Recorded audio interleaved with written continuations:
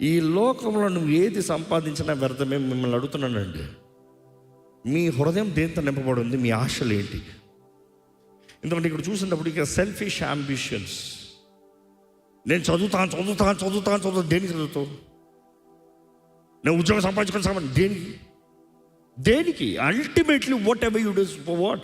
దేవుని వాక్యం అంటూ ఉంటుంది, మనము తిననో త్రాగినను ఏది చేసినానో దేని కొరకంట తెలీదా? దేవుని మహిమార్థమే అంట. దేవుడికి మహిమ రానిది నీ జీవితంలో ఏది ఉండడానికి వీల్లేదు. దేవుడు అవ్వడం. ఈరోజు చాలామంది ప్రార్థనలు కూడా జవాబు రాదు. కారణం ఏంటంటే దేవుడు మహిమ కొరకు ప్రార్థన చేయరు. దేవా, నా జీవితంలో ఇది చేయి, నీ నామానికి మహిమ తెచ్చేలాగా చేస్తా, లేకపోతే నీ నామానికి మహిమ వచ్చినట్లుగా నా జీవితంలో ఈ కార్యం జరిగించు. ఆ ప్రార్థనలు ఉండవు. నాకు ఇవ్వి ఏదో అవ్వాలి.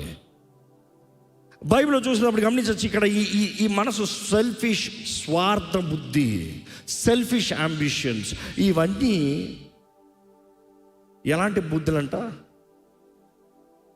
శరీర సంబంధమైన కార్యాలు.